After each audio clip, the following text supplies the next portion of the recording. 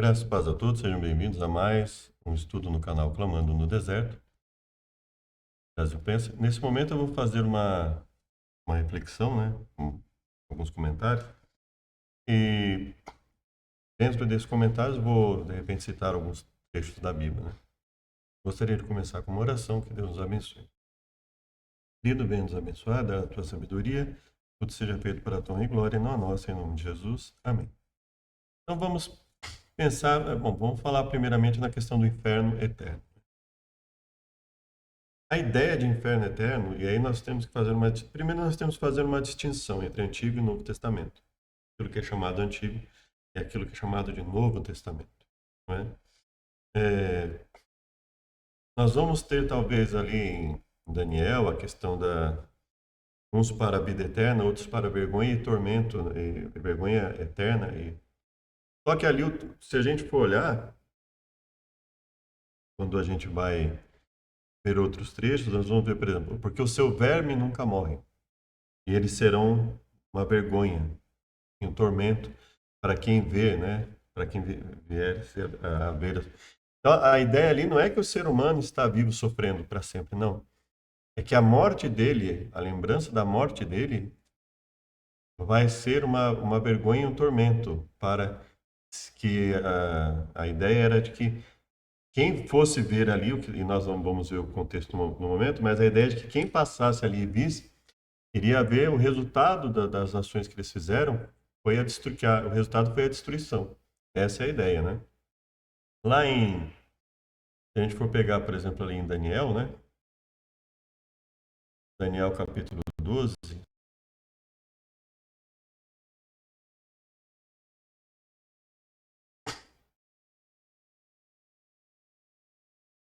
que fala sobre levantar-se Miguel, né? Que haverá um grande tempo de angústia. Naquele tempo se livrará todo do povo que foi achado no livro, muitos do que dormem ressuscitarão uns para a vida eterna e outros para a vergonha e desprezo eterno. Então, é isso que o livro de Daniel coloca, mas veja, vergonha e desprezo eterno. Ou seja, que é a destruição. As pessoas iriam ver, né, algumas partes da Bíblia colocam ali que iam ver porque o seu verme nunca morre. Mas ele está dizendo ali que não está dizendo que a pessoa está viva ali sofrendo, não. Está dizendo que a pessoa está morta, em decomposição ali, e que aquelas mortes seriam para o alerta, para que as pessoas que vissem aquilo como algo, o resultado da impiedade. Essa é a ideia. Veja que a ideia do inferno eterno, ela não se sustenta, primeiramente, pelo que nós lemos em Gênesis. Gênesis não pode estar correto, e o inferno eterno está correto ao mesmo tempo, na minha opinião, porque quando Deus fala, agora que o homem é comum de nós, conhecendo o bem e o mal, e esse conhecer o bem e o mal aqui, nós vemos que não era um conhecimento que o homem tivesse capacidade de uso para fazer o bem, pelo contrário, nós vemos que o homem se degrada de lá para cá cada vez mais, né? Então a ideia era essa, que o homem não ficasse, não se colocasse e nem colocasse outros em uma situação de sofrimento eterno. Então esse é o que o livro de Gênesis coloca. O livro de Gênesis associa a morte à destruição e não ao sofrimento eterno. E o livro de Gênesis fala que o ser humano recebe o fôlego de vida e se torna um ser vivente. E não que há um ser vivente dentro do corpo físico e que esse ser vivente seja eterno. Muito disso é uma tentativa de sujeitar os textos de Gênesis a Malaquias aos textos de Mateus e Apocalipse, né? Biblicamente, nós não vamos ter essa ideia. Essa ideia, infelizmente, ela se infiltrou até mesmo dentro do judaísmo. O judaísmo começou, ou talvez até dentro da tradição judaica, se infiltrou essa questão da imortalidade, da alma, coisas nesse sentido. Mas se você olhar, isso não tem base, isso fere frontalmente a própria noção do Gênesis ali, em que Deus permite que o homem se torne mortal depois do pecado, que o homem não mais coma do fruto para viver eternamente. E o homem iria viver eternamente como? Em sofrimento, né? Nós vemos ali efetivamente como ele viveria eternamente em sofrimentos, se prejudicando um ao outro ali, né? Se ele continuasse daquela forma. Então Deus o impede de viver eternamente em erro, em pecado, etc. E Então, a ideia de alma nas escrituras, ela realmente ela vai falar sobre nós somos um ser completo apenas quando nosso corpo, com todo o potencial de vida, recebe o fôlego de Deus. A Bíblia não especifica, no momento que ela chama de fôlego de vida ali, o que seria, mas efetivamente no Antigo Testamento nós não temos a ideia de uma entidade espiritual que é colocada no ser humano. A única parte ali que é altamente questionável é a questão ali, quando a Bíblia usa a expressão que Samuel aparece, né? Que na verdade nós entendemos por todo o contexto bíblico de proibição de consulta aos mortos, etc., que não era Samuel, mas que quem se apresentou ali era como se o próprio Samuel estivesse aparecendo. A pessoa via como se fosse o próprio é, um espírito referente a Samuel aparecendo ali. É altamente questionável essa questão. O próprio texto em si, né? Se ele se referisse efetivamente a Samuel, iria contra tudo que o próprio Antigo Testamento fala sobre o ser humano, que o próprio Gênesis fala, né? E a ideia de Salomão ali ao dizer que os mortos não sabem coisa alguma, para onde eles vão, não há conhecimento, etc. Por óbvio que ele estava falando sobre o corpo, que qualquer pessoa percebia isso, que o corpo efetivamente perde a consciência, mas ele estava falando ali que não havia nenhuma entidade espiritual que sobrevivesse a isso. A suposta força de muitos que se colocam como cristãos está justamente em algumas frases do Novo Testamento que podem dar a entender isso, né? Mas se a gente colocar a leitura do Novo Testamento como algo que deve estar sujeito ao Antigo, que não pode contradizer o Antigo, então não tem como essa ideia ser aceita, né? E a outra questão também, evidentemente, seria uma total desproporção entre a ação e a penalidade, né? Então você tem uma ação finita e o inferno eterno, veja, seria um inferno eterno para todos, né? Para todos que não aceitassem, para todos que fossem se perder ali. Não se tem, e principalmente quando alguns falam que a mera, mesmo para aquele que não conheceu a pregação de Jesus, não teve condição de conhecer, mas que viveu uma boa vida ali, porque afinal de contas é tudo pela graça. Então, mesmo assim, essa pessoa seria digna do inferno eterno, porque afinal de contas ela pecou contra um ser eterno que não faz sentido algum. Por uma questão muito simples e prática. Deus, ser eterno, está além do tempo, está além da matéria, está além de tudo.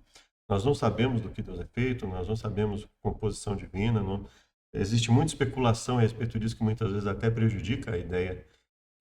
Eu particularmente, assim, nós não sabemos o que Deus é exatamente, quem Deus é exatamente. A única coisa que nós sabemos é que Ele está além do tempo, né? Ele está além de qualquer noção de infinito, né? Nós não podemos nem sequer falar do infinito no passado, porque em qual momento do infinito passado nós estaríamos, né? Então, assim, ele está além do tempo, ele está além da matéria, mas nós não sabemos definir o que é. Significa isso. Nós sabemos que ele é muito poderoso, que é muito sábio, tem uma inteligência, né, que pode, pelo menos em termos de símbolo, ser caracterizada como o símbolo do infinito, né? Não tem como mensurar, né, a capacidade dele, nada nesse sentido. Mas, justamente pensando nisso, qual seria o impacto nosso em relação a esse ser? Então, quer dizer, veja, porque ele teria sido mentalmente prejudicado, ofendido de alguma forma, os seres iriam sofrer, porque, veja, não é só um sofrimento físico, você ficar queimando eternamente no inferno. Seria o sofrimento psicológico, uma revolta acumulada na mente durante a eternidade inteira. Realmente, efetivamente, não faz sentido essa ideia. E é interessante quando nós temos que tomar muito cuidado. Os cristãos já responderam isso, isso já foi refutado faz muito tempo. Com essa resposta, por favor, né? Então, veja, hoje em dia ficou muito comum, até para ganhar nome na internet, ganhar visualização. Fulano foi refutado. Isso dos dois lados, né? Tanto do lado cristão, quanto principalmente do lado ateu, do lado agnóstico aí, outras religiões que atacam a Bíblia, o cristianismo. Quando eu falo a Bíblia, porque não é só o cristianismo que é atacado quando a Bíblia é atacada, né? É toda a crença que se baseia nela de alguma forma. Mas a gente vê que tem muito essa questão, foi refutado, foi apresentado. muitas vezes a resposta não tem uma base sólida, é uma resposta ruim, como é essa resposta do inferno eterno, né? Atingiu um ser que é eterno, atingiu um ser que é todo-poderoso, mas justamente por ele ser eterno e todo-poderoso, que isso não tem como atingi-lo.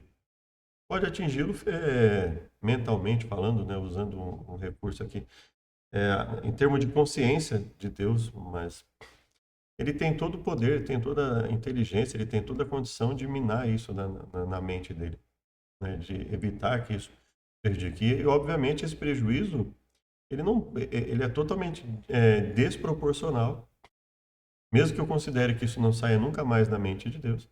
Isso é totalmente desproporcional à ideia de um ser, dos seres sofrerem física, mental, no caso como espírito, né? Não como corpo, mas como uma entidade que tem todas as características ali de sofrimento, né? Um ser que tem a sua consciência ali de revolta, porque obviamente vai pensar o que além de revolta em relação a esse ser, queimando ele para a vida eterna, né? Então realmente não faz sentido algum, isso prejudica a crença na Bíblia e a crença no cristianismo.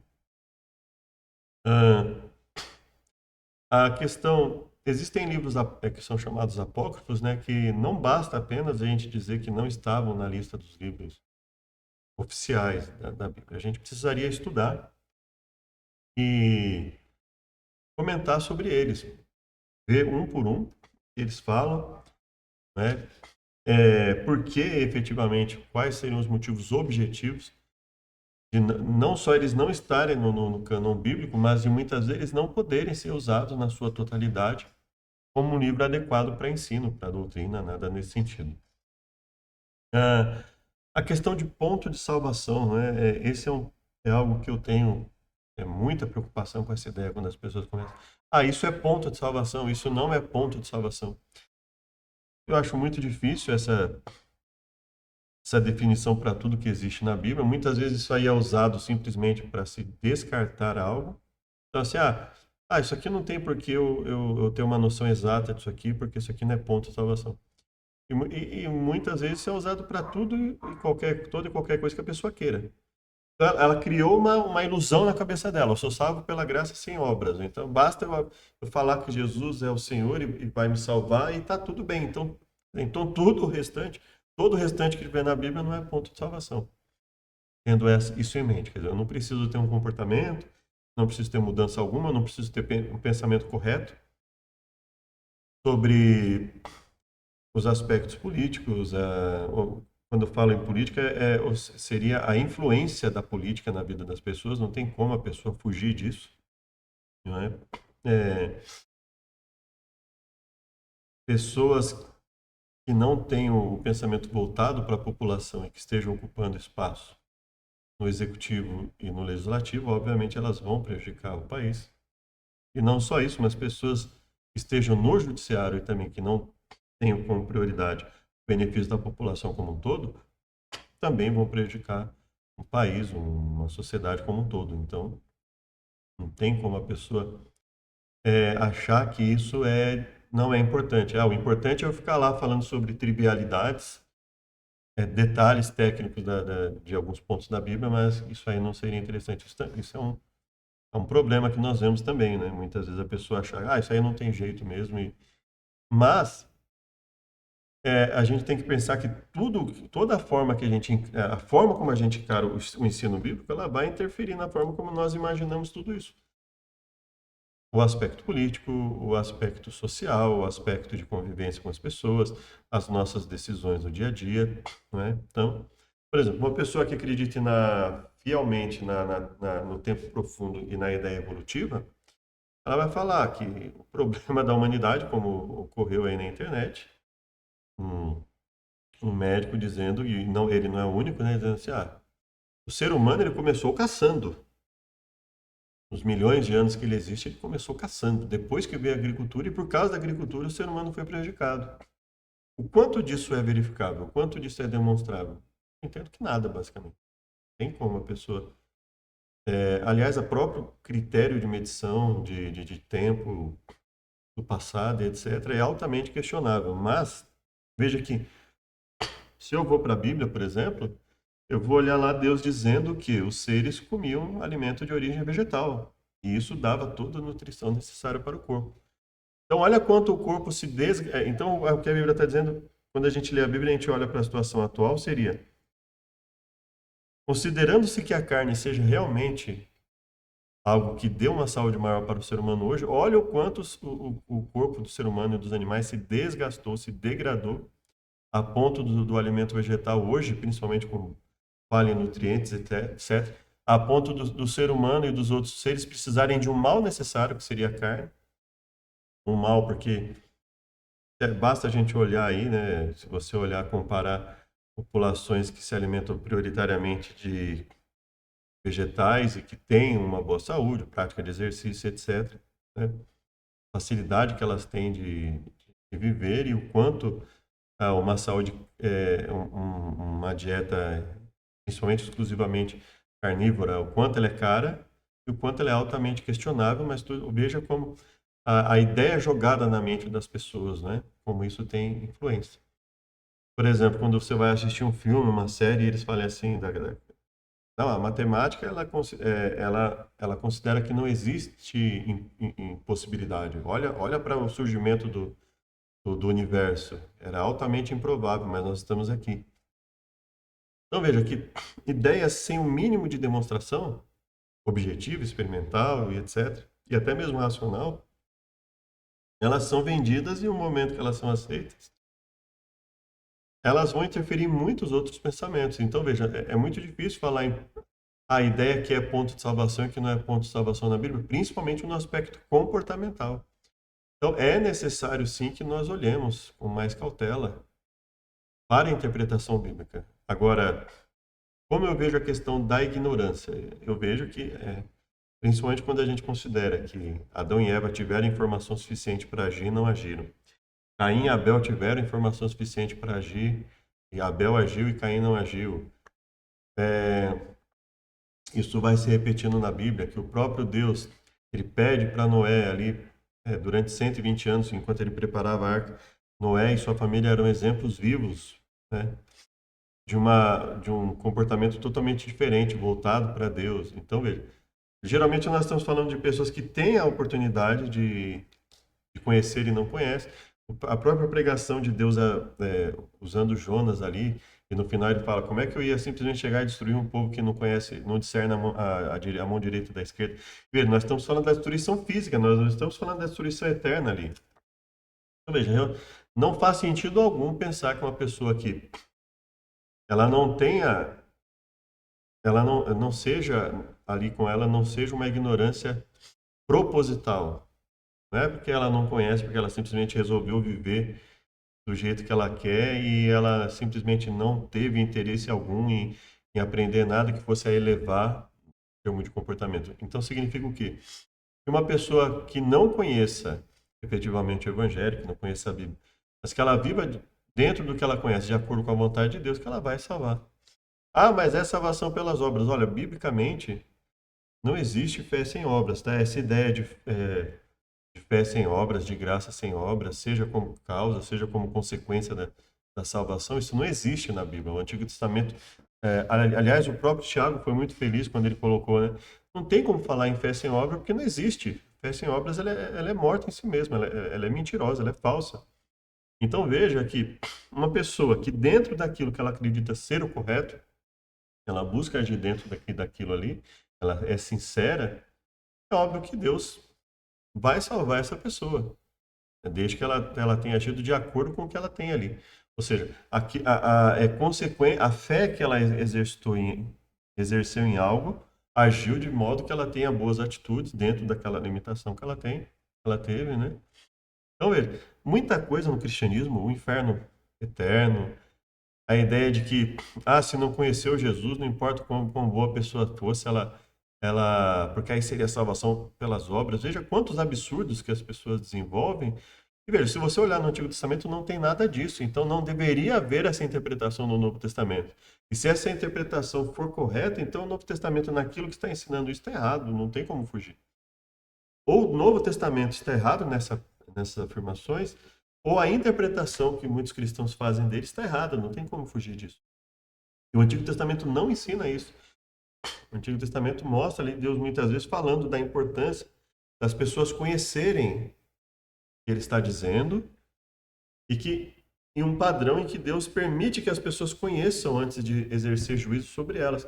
E se na nossa vida aqui ele já exerce esse padrão, como ele fez em Jonas, imagina com relação ao destino eterno desse ser, de nunca mais viver ou de viver para sempre, não é? Então, realmente essa questão de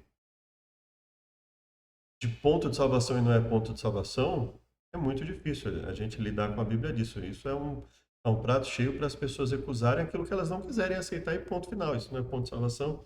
Principalmente com essa crença na hipergraça e etc.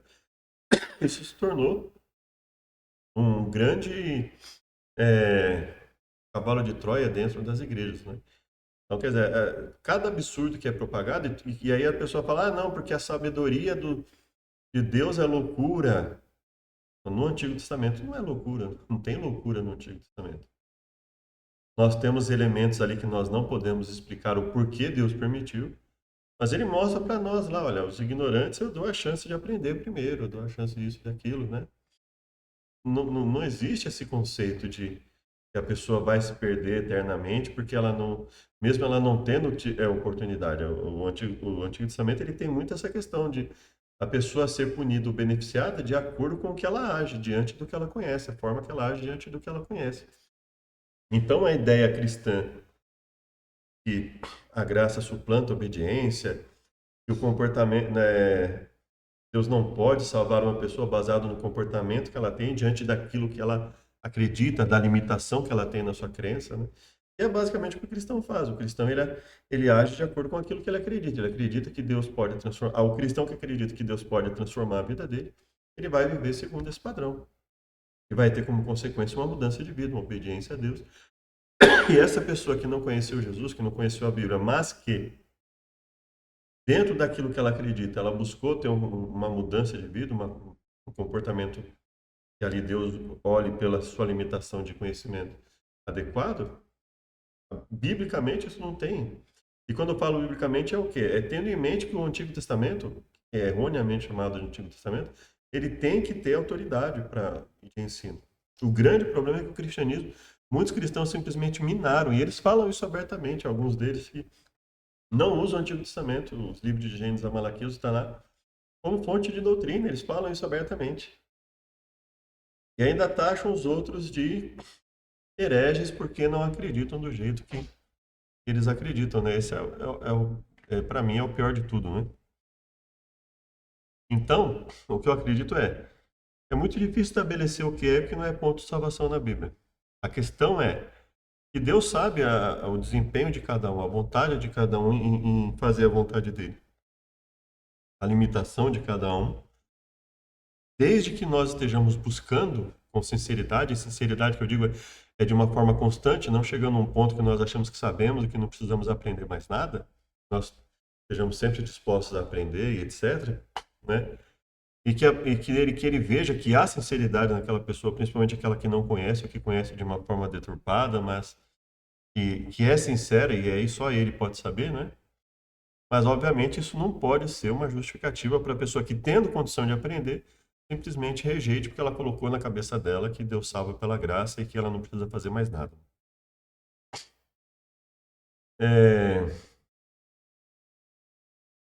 Aí nós temos a questão de, por exemplo, João, né? João, Lucas, a questão de crer em Jesus. O que é crer em Jesus? Será que quando a Bíblia falava para crer em Jesus era só para acreditar assim? Não, você acredita que Jesus é o Salvador? Acredito. Tá? Não é isso. Crer em Jesus é crer em tudo que ele ensinou. E ele ensinou, inclusive, a necessidade de obediência. Ele ensinou a questão, quando ele vai lá falar sobre as pessoas que vão, dentre as pessoas que vão estar salvas e perdidas, ele fala lá abertamente, olha, vocês não agiram conforme o que eu ensinei. Então, não é só acreditar que Jesus é o Salvador. É agir de modo coerente com aquilo que ele ensina. Então, é acreditar em tudo que ele ensinou ali. E o que ele ensinou não pode se opor efetivamente ao que está entre Gênesis e Malaquias.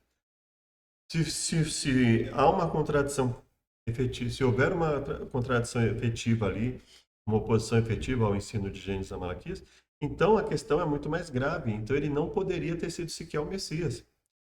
Uma pessoa que diz que Jesus é o Messias e ao mesmo tempo diz que ela anulou o conteúdo de Gênesis da Malaquias, ela está simplesmente negando esse Jesus como Messias. Não tem como ele ser o Messias e ele ter negado a base de ensinamento que ele deveria ter exaltado. Então, veja, o crer em Jesus é crer em tudo que ele ensinou.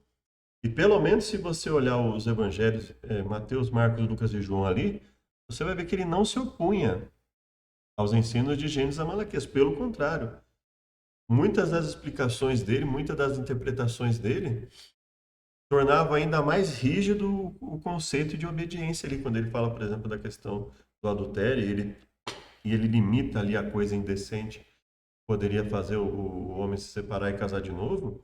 Ele está tornando pela sua interpretação restrita, a obediência àquele mandamento muito mais difícil. Né? Outras coisas que ele fala, a questão de que eles tinham feito critério de Corban, se alguém se oferece como oferta ao Senhor, que não precisa cuidar de pai e mãe, alguma coisa nesse sentido no Corban, e ele fala, não, isso aí é desonrar pai e mãe. Então veja, ele torna muito mais rígido a obediência, muito mais difícil a obediência. Se há na questão do sábado ali, que ele fala o aspecto de, olha, existem coisas que podem ser feitas no sábado, ele não está anulando o sábado ali, né? Efetivamente. Então, se a gente for olhar, existem muitos pontos que eles não vão ser desenvolvidos por Jesus nos evangelhos. Muita coisa que o cristão segue, muitas vezes é uma forma isolada, ele pega lá trechos de Paulo que nem sequer, assim, ele não andou com Jesus, ele fala que recebeu por revelação, veja só. Ou seja, se ele recebeu por revelação tudo, se ele não andou com Jesus, qual é o critério ali para uma pessoa aceitar o que Paulo diz? Não, eu vou comparar com o que aqueles que andaram com Jesus efetivamente vão dizer. Bom, isso aqui está batendo com o que Jesus ensinou. E outra, e os livros de Gênesis a Malaquias? Ele está indo contra ou a favor? Ele está efetivamente exaltando o que está aqui? Né? Veja, hoje os cristãos, eles rejeitam abertamente leis de saúde que Deus deu. Leis de preservação da qualidade de produtividade da terra. A terra tem um descanso para ela ter uma qualidade de produtividade. Né? A questão de doenças contagiosas que, olha, você faz um determinado tipo de isolamento ali, né? Quando não for possível cuidar daquilo sem aquele isolamento, por exemplo. Então, veja, são conceitos de saúde.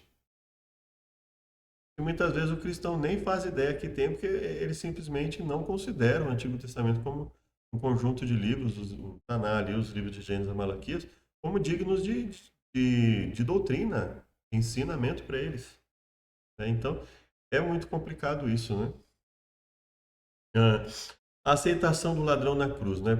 Dois pontos importantes, né? E por isso que eu tenho que, assim, a pessoa quando ela vai ler o Novo Testamento, ela tem que ter em mente o seguinte, quando ela vai ler os livros de Mateus e Apocalipse, ela tem que ter em mente o seguinte, isso fere o que está escrito de Gênesis a Malaquias? E aí, essa interpretação que eu estou dando, ela está ferindo o conceito, o material de Gênesis a Malaquias? Primeiro ela tem que pensar no texto. O texto em si está ferindo? Depois ela tem que perguntar, olha, a interpretação que eu estou dando fere o conteúdo? Então, a discussão, por exemplo, ali sobre o ladrão, a Bíblia, primeiro, ela não diz que o ladrão se arrependeu naquele momento. Segundo, ela não diz que pelo fato do ladrão, caso ele tenha se arrependido naquele momento e como ele estava preso ali, ele não podia fazer mais nada, uma pessoa pode simplesmente aceitar Deus e não fazer nada, não ter mudança nenhuma de vida. Ele foi um testemunho vivo, ele testemunhou publicamente ali Jesus no momento da sua morte. Só que a Bíblia não está dizendo que ele se arrependeu naquele momento, mas que ele se manifestou publicamente naquele momento.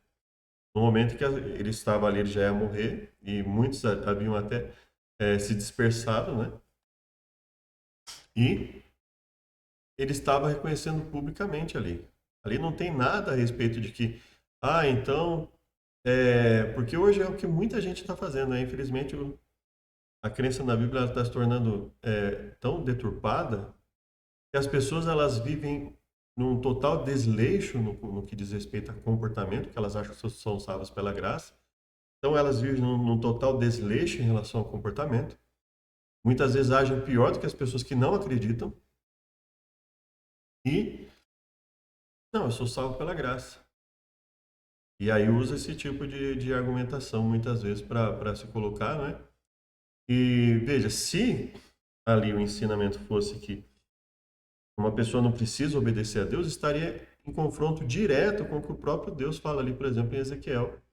Quando ele fala que uma pessoa, até mesmo uma pessoa que viveu uma vida de obediência, chegando a um determinado ponto, confiando nas suas obras, e esse é o sentido. Confiar nas obras ali não é confiar que ela pode salvar a si mesma, não. Confiando nas suas obras passadas, ela deixe de obedecer a Deus, perde o valor daquela obediência passada. E aí isso sim a Bíblia diz que se uma pessoa que estava em desobediência e se volta a Deus e resolve obedecê-lo, a partir daquele momento, ela é vista como salva diante de Deus. Seria esse, basicamente, trocando em miúdos, o que Ezequiel fala ali. Mas tudo está envolvendo o comportamento, arrependimento e conversão. Não existe essa ideia de mera aceitação teórica. Aceitou que não, eu vou falar que Jesus é meu Salvador. Isso não é fé perante a Bíblia. Perante a Bíblia, fé é ela tem a ver com arrependimento e conversão. Então, aceitar Jesus aceitar a Deus para ser salvo por Deus é reconhecer que está errado, que as pessoas reconhecerem que estão erradas e estarem dispostas a mudar. Isso é a verdadeira fé. A disposição em reconhecer o erro e mudar. Essa é a verdadeira fé, isso é a verdadeira fé que nós vemos na Bíblia. É isso que nós vemos Abel fazendo, Noé fazendo, José, Moisés, etc. Abraão, ou seja, pessoas que reconhecem os erros, que buscam mudar, mesmo em alguns erros, elas buscam mudar a sua vida. Não existe na Bíblia a ideia de fé sem obras. A fé que não produz obras, nada nesse sentido. Ah,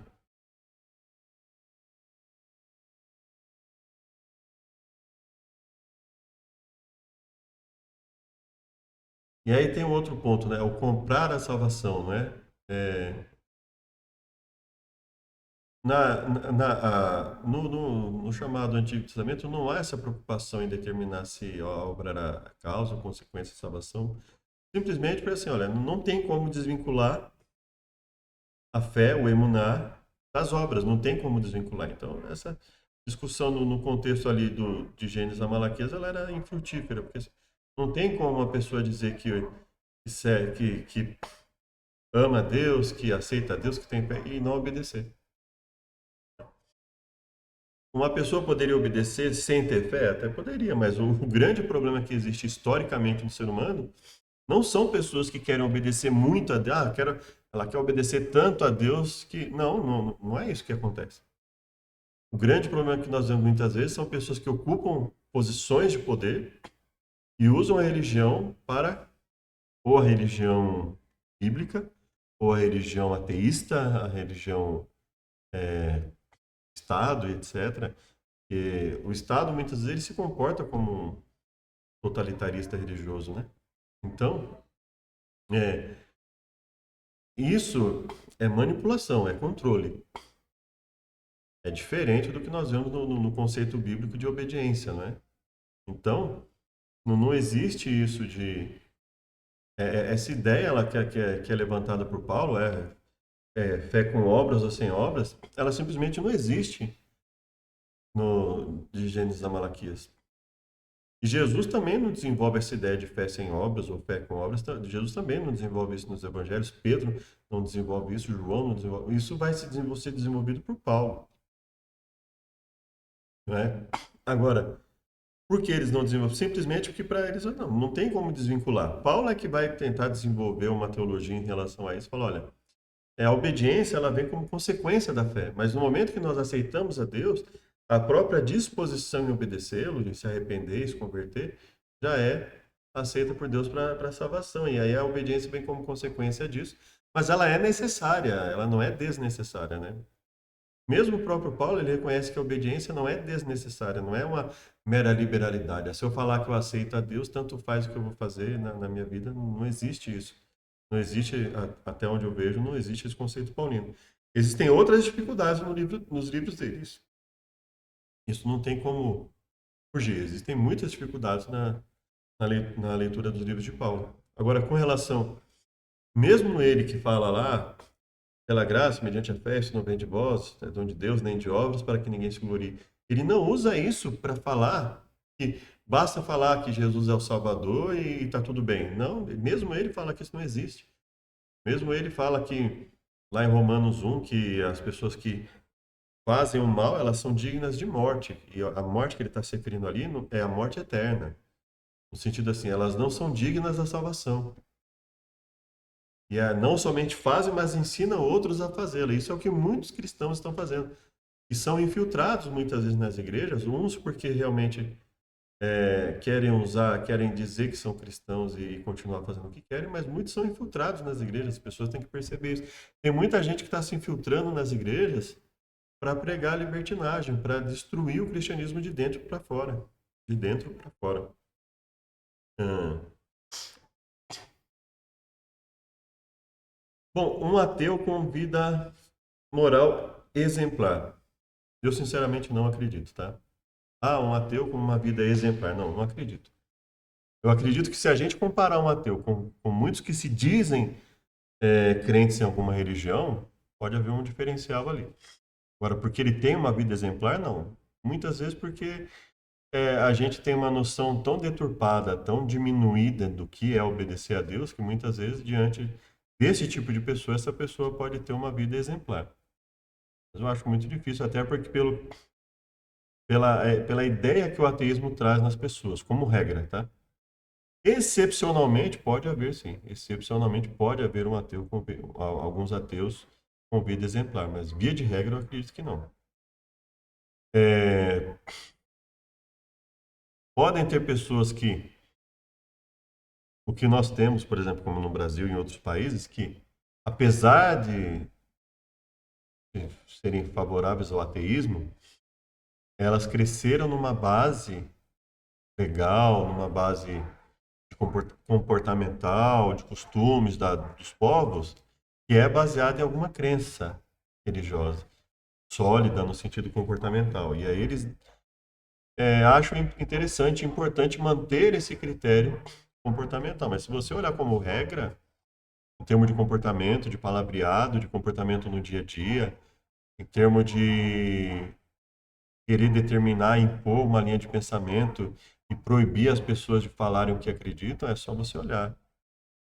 Países ateus, as pessoas, os ateus à sua volta aí, e olhar como é que aquelas pessoas se comportam. Eles, não existe, muitas vezes entre eles, não existe tolerância alguma, é a vontade de controlar o discurso, de derrubar qualquer canal na internet aí que fale contra o que eles ensinam. É um totalitarismo puro. Então, via de regra, eu não vejo, tá? Um ateu com uma vida exemplar. Não vejo. Eu vejo um ateu com uma vida menos pior do que aqueles que muitas vezes se dizem cristãos ou se dizem crentes na escritura de alguma forma, um judeu não praticante, e etc. Tá? Mas não vejo como, via de regra, uma pessoa exemplar. Excepcionalmente, a gente vai ver. Assim como, infelizmente, muitas vezes, via de regra, pode ser difícil a gente ver entre cristãos, dada a deformação que está acontecendo no cristianismo, está chegando um momento que talvez seja cada vez mais excepcional você ver um cristão que possa realmente dizer que tem uma vida exemplar. Quando eu falo vida exemplar, não quer dizer que a pessoa nunca vai errar, mas o comportamento costumeiro dessa pessoa, né? A linha de pensamento costumeira dessa pessoa, como é que é? Então, é só você olhar, não é muito difícil você olhar aí no seu dia a dia, qual é a ideia que as pessoas, os ateus estão propagando aí? Qual é o padrão de comportamento que eles estão exigindo da sociedade? O que eles estão exigindo que seja chamado de ciência? O comportamento que eles têm diante de pessoas que não acreditam naquilo que eles acreditam? E por aí afora. A forma agressiva como eles estão propagando as suas falas aí, contra as pessoas que eles julgam inferiores por não terem uma crença, por terem uma crença religiosa, né? Então é só você olhar palavreado, comportamento, você vai ver que muitas vezes o ateísmo ele está pautado efetivamente numa revolta, né? Via de regra, é pautado numa revolta. Então, excepcionalmente, você vai ter, sim, ateus que têm um senso moral, mas que possivelmente, se ele estivesse numa sociedade ateia, a sociedade mesmo, o comportamento ia estar lá embaixo, ladeira abaixo, como muitas vezes pode ser verificado aí nos países que estão deixando de lado alguma crença religiosa e passando a viver especificamente nos critérios altamente subjetivos de uma legislação pautada no ateísmo e outras coisas, né? Ah, aí uma questão, e se Jesus não for o Messias, né? Então, a santidade, a ressurreição, o batismo, a expiação, mandamentos. Olha, se a gente for parar para pensar, Jesus veio, considerando que a Terra tem entre... Vamos considerar aí a criação lá no Éden, com 6 a 7 mil anos. Então, Jesus teria vindo depois de 4 a 5 mil anos. Vamos colocar aí 4 mil anos da queda, alguma coisa nesse sentido. Então, se Jesus não for o Messias, então, veja, 4 mil anos para ele vir. Então, não é isso que deveria desmotivar uma pessoa a obedecer a Deus, caso ele não seja ou não fosse o Messias. Ele sendo o Messias, glórias a Deus por isso, acreditando que ele vai voltar, e ele foi vamos dizer assim, o substituto do sacrifício de animais, e basicamente seria isso que teria mudado só, né? Ele ser o substituto como sacrifício de animais, e não ele ser o sábado, e a pessoa não precisa mais descansar, e a pessoa não pode mais comemorar a Páscoa, e a festa das trombetas, a pessoa não pode comemorar a libertação do povo de Israel, e nada disso, né? Que é imposto pela religião cristã, e quem não obedece isso é chamado muitas vezes de herege, né? Ou então falar, tanto faz se você comemora, se você não comemora, se você faz, se você não faz. Então, isso para mim é o grande problema, né? A gente não vai ver pessoas sendo um problema para Deus, pessoas que querem obedecer. E de repente, na sua busca por obedecer, de repente se excedam, isso não vai acontecer. Os fariseus não faziam isso. Jesus ele vai criticar os fariseus não porque eles queriam obedecer muito, pelo contrário, lá em Mateus 23, ele vai falar: na cadeira de Moisés estão os escribas e fariseus. Ouçam o que eles falam, mas não pratiquem o que eles praticam, porque eles fazem, não falam e não fazem. Então, o que ele está abordando ali é a incoerência entre o ensino, que pode até ser verdadeiro, e a prática, que é falsa. Você não vai ver na Bíblia pessoas que queriam, nossa, como essa pessoa quer obedecer demais a Deus, como ela é legalista, né? Então, não, você não vai ver isso, não existe. Você vai olhar de Gênesis a Malaquias, e até mesmo de Mateus a Apocalipse, você não vai ver esse problema de pessoas que querem obedecer a Deus, os perseguidores. Inclusive lá no Apocalipse, né, no livro do Apocalipse, os perseguidores não são aqueles que querem obedecer muito a Deus, pelo contrário, são os que corrompem a noção de Deus, e buscam a desobediência das pessoas, buscam impor modos de desobedecer a Deus. Nunca foram os chamados legalistas, né? Que foram, não, é que tem uma noção muito rígida de obediência. Nunca foram, você não vai ver isso na Bíblia. Pessoa que tem uma noção muito rígida de obediência e está sendo um problema para a mensagem, para a obra de Deus. Não, você vai ver é o oposto, você vai ver pessoas querendo fazer o erro, né? E a questão, por exemplo, ali porque tinham os perseguidores do cristianismo. Se a gente for olhar o que Jesus ensinou, basicamente esses perseguidores que estariam perseguindo eram justamente as pessoas que não queriam obedecer, eram as pessoas que estavam pregando de um jeito, agindo de outro, e não os legalistas que querem obedecer demais, não. Aliás, esse termo legalista, é um termo que, se você parar para pensar, é extremamente vago, né? Extremamente vago. Ah, uma pessoa que quer ser salva pelas obras. Define isso. O que é uma pessoa que quer ser salva pelas obras? Ela acredita assim. Quantas pessoas na Bíblia você vê querem ser salvas pelas obras e que estão buscando obedecer muito. Não, eu vou melhorar minha alimentação, eu vou melhorar meu comportamento diante das pessoas, de acordo com a vontade de Deus. Quantas pessoas que a gente vê sendo um problema com esse tipo de pensamento? Você não vê. Você vê justamente o oposto. Pessoas que querem se afastar de Deus, que falam que seguem a Deus e que fazem o oposto do que Ele quer. Então, esse é um ponto que a gente tem que parar para pensar. Se Jesus... vamos supor que fôssemos ficar só com de Gênesis a Malaquias. Bom, se nós conseguíssemos harmonizar todas as profecias ali para não fazer com que aquilo que houvesse um prejuízo na crença, ia continuar esperando, assim como se esperou até que ele viesse ali alguns milhares de anos, né? Agora, então assim, acaba a esperança? Não.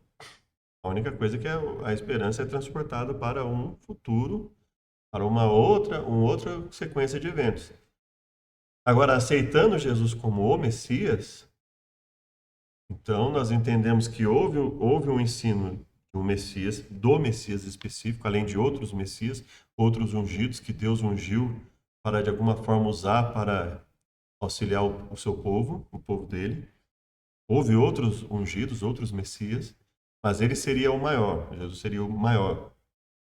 Considerando a ideia do Messias, ele seria o maior porque ele morreu pelos pecados do povo a ponto de não precisar mais de sacrifício de animais, daqueles rituais ali de sacrifício para o perdão dos pecados. Então, e que ele vai voltar, vai resgatar, mas se eu tirasse ele da equação e conseguisse manter as profecias bíblicas de Gênesis a Malaquias, ainda assim eu tenho esperança, só que é a esperança de um cumprimento de outra forma. Mas a ideia, eu acredito que quando se pergunta, por exemplo, de Cristo e tal, é assim, se eu não acreditar numa nova terra, se eu não acreditar numa vida eterna, faz sentido ter um comportamento tão restritivo aqui no planeta? Eu acredito que faz. Então, eu costumo usar isso com exemplos muito simples, né? Se você for parar para pensar, se todo mundo resolver mentir no mundo, o que acontece? Por que os carros... Por que é tão difícil muitas vezes comprar um carro? Um carro usado, um carro seminovo? Porque as pessoas mentem demais. Muitas vezes você vai comprar um carro, o cara adultera quilometragem, o cara dá um jeito, assim, a pessoa que vai vender, o dono, a dona do carro, dá um jeito de adulterar alguma coisa ali para fazer de conta que o carro está bom quando ele não está. Isso faz o quê? Isso quebra a linha de confiança. E como não tem uma fiscalização facilitada e adequada para isso, né? Então deveria haver, principalmente com a quantidade de imposto que a gente paga, deveria haver uma central ali que facilitasse muito mais a compra e venda de um carro, no sentido de você levar o carro ali, não, ele está em condição, quilometragem aqui, pelo que nós fiscalizamos, você pagar um preço ali bem barato ali e efetivar essa compra e venda. E não deveria o comprador arcar com os prejuízos da compra de um carro, por exemplo. Deveria ser, via de regra, o vendedor arca, se ele estiver mentindo, então esse dinheiro, por exemplo, ficaria preso ali. Então, o comprador vai fazer a compra. Então, ele deposita o dinheiro fica paralisado ali, vai no setor, fiscaliza. Se o vendedor estiver mentindo, for pego na mentira, então ele já sai dali processado civil, criminalmente e tal. Agora, essa quebra de confiança, ela faz o quê? Ela faz com que muitas vezes fique difícil para uma pessoa comprar um carro usado, seminovo, sem prejuízo. Faz com que as pessoas muitas vezes prefiram focar num carro novo, encarecendo o carro novo e, consequentemente, encarecendo os carros seminovos e usados. Ou seja, não beneficia ninguém, além dos transgressores. Mas se todo mundo resolver transgredir, acaba a relação de confiança, ninguém vai querer produzir mais nada. Imagina, se todo mundo resolver furtar. Então, imagina, você vai no médico e ele mente para você. E aí? Isso quebra a relação de confiança. Quebra a relação de profissionalismo ali. Então, você não vai querer, muitas vezes, nem sequer ir ao médico, porque você não tem uma confiança no que vai ser dito ali. O furto é a mesma coisa. Se todo mundo resolver furtar todo mundo, ninguém produz nada. Ou roubar todo mundo, ninguém produz nada. O que vai acontecer? O caos. Todo mundo resolver sair por aí tirando a vida de todo mundo. É o caos, não é? Então, veja, faz sentido obedecer? Faz. Faz sentido deixar a terra descansando ali por um tempo para ela renovar, principalmente hoje que nós temos uma dificuldade muito grande de nutrientes na terra devido à forma como as coisas são feitas, né? Faz todo sentido, né? Então, ter respeito por pai e mãe ali, que o pai e a mãe ter respeito pelo filho, educar bem o filho, criar bem o filho, e o filho retribuir isso com respeito, etc. Tudo isso é benéfico. Não ceder diante dos impulsos, sejam eles sexuais, sejam eles por jogos, por violência, por qualquer coisa, isso torna a sociedade melhor. Então, veja, ainda que não fosse por uma vida eterna, ainda que não houvesse a esperança numa vida eterna, determinadas restrições, elas ainda assim elas se fazem necessárias para que a gente tenha uma vida harmoniosa entre as pessoas no mundo, né? Então, faz todo sentido, né? Agora, pontos que nós precisamos ter em mente. Deus não explica por que o inocente tem que sofrer por causa da maldade do culpado. Ele não explica. Agora, o que ele deixa bem especificado para a gente é o fato. O fato é que ele não pode permitir que pessoas que contrariem a sua lei vivam com pessoas que queiram seguir a sua lei. Porque as pessoas que contrariam a sua lei vão perseguir os que querem seguir e vão destruir cada vez mais.